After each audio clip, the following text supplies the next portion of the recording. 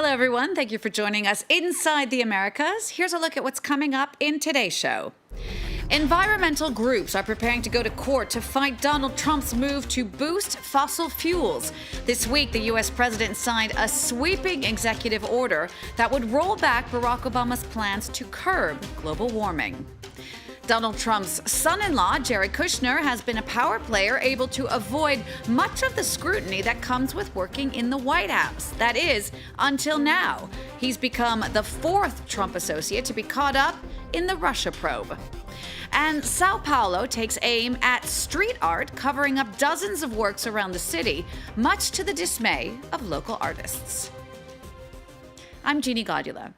This week, Donald Trump made good on one of his campaign promises, signing an executive order to roll back regulations on climate change.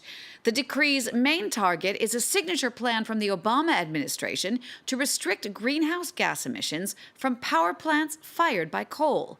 Trump has already called global warming a hoax dreamed up by the Chinese, and he campaigned on killing Obama's climate plans to bring back more jobs.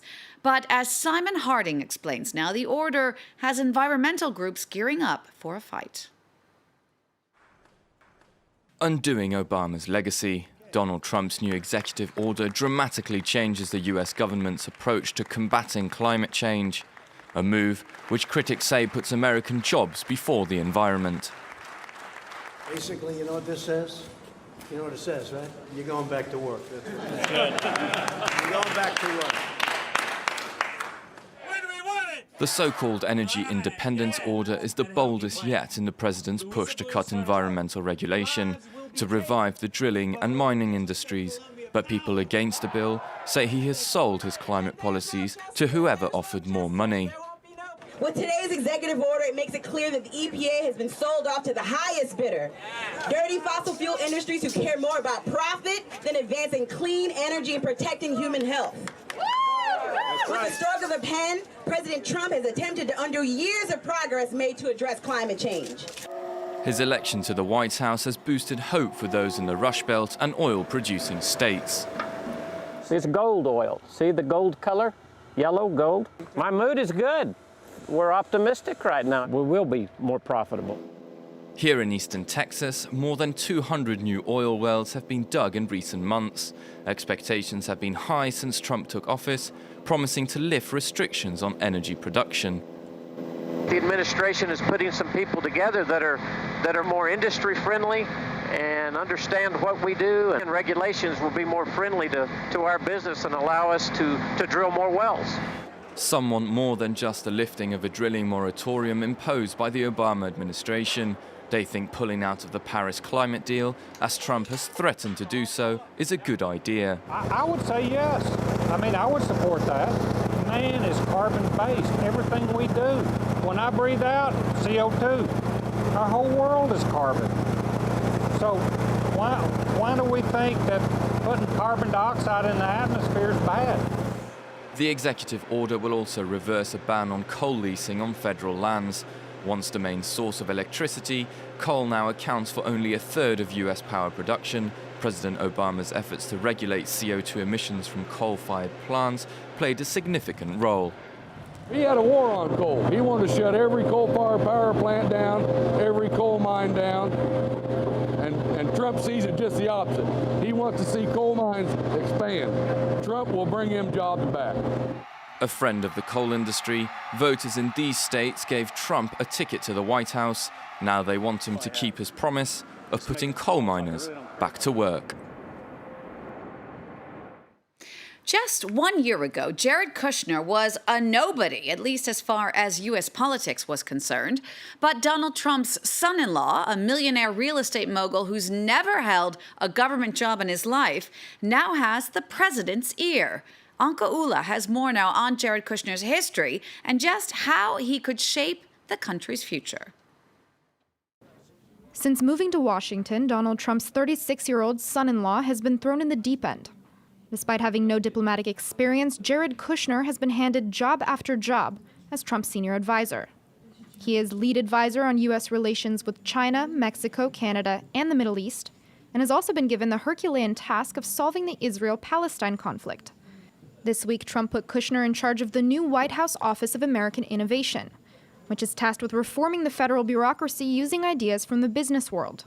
While some question his lack of experience, American politics expert Jean-Éric Brana says Trump's confidence in Kushner surpasses any experience that he could have. Trump has faith in Jared because Jared was able to impose himself during the campaign, proving he was a reliable person. And this is very important for Donald Trump. Donald Trump believed that Jared is the good person to conduct a certain number of projects, and also he's got the connections, which is very important in this world. Those connections stem from his position in New York's elite. Kushner owns media outlet The New York Observer and was a real estate mogul before joining Team Trump. He and wife Ivanka, both practicing Orthodox Jews, are seen as being more moderate than Trump and have reportedly softened the president's policies on gay marriage and childcare. His father, Charles Kushner, was a prominent businessman and CEO of Kushner Companies. He was sentenced to 2 years in federal prison for tax fraud and retaliating against a witness. The head attorney in the case, Chris Christie, now governor of New Jersey, who was deprived a top role in the Trump administration, reportedly under Jared's influence. But Brana says the decision was level-headed, since Christie was still embroiled in a scandal over the politically motivated closure of a New Jersey bridge. Maybe there is another explanation because there was also the bridge scandal, as you know, and because of that, maybe the piece of advice given by Jared Kushner to Donald Trump was to put Christie aside for a moment, so that to let this calm down. Now the media-shy Kushner faces a new high-profile challenge. He will have to defend his dealings with Russian bankers before a Senate committee, becoming the latest of Trump's camp to be questioned in an investigation into the president's connections with Russia. Let's take a look now at the top stories this week south of the border. First, tensions have spiked again between Chile and Bolivia.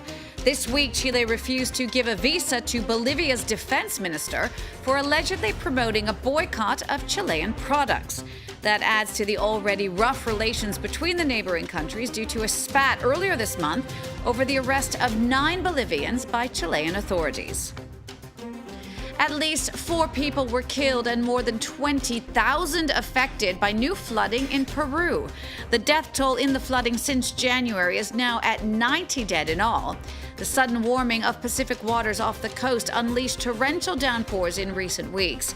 It's part of a localized El Niño phenomena that's forecast to stretch into April. And friends and colleagues of journalists killed in Mexico came out to march this week in their honor. The demonstrators in Mexico City gathered outside the Mexican Attorney General's office, demanding increased protections for journalism and help with security for families of the victims. 3 journalists were killed in 1 month alone, with last year 11 killed and over 400 attacked.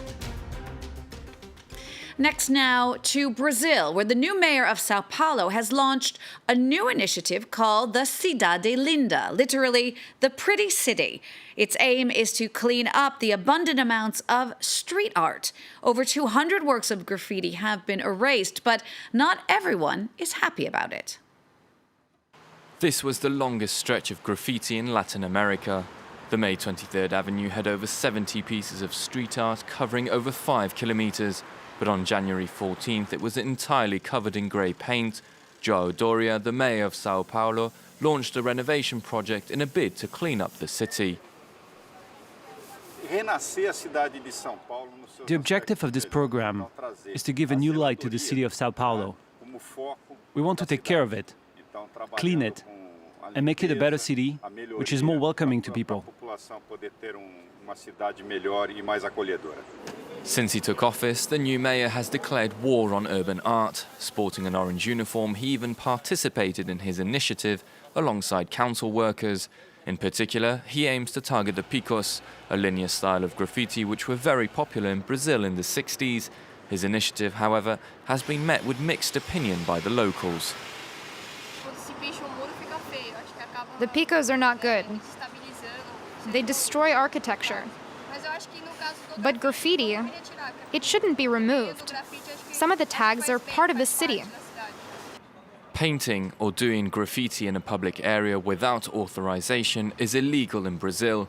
But many artists are ready to challenge the law in order to defend their art against anything and anyone. I had no access to things where I used to live, no access to culture, to education or security.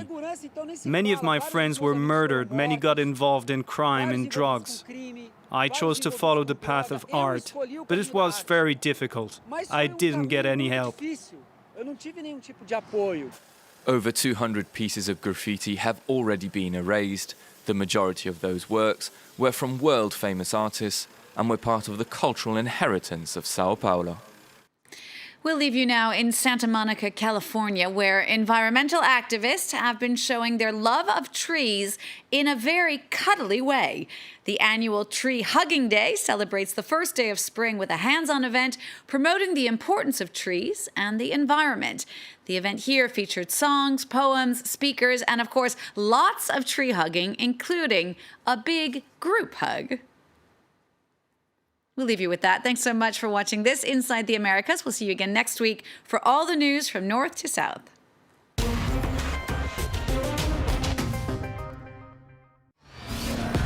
What do you want from your news website? France24.com, giving you easier access to information and faster for a unique experience.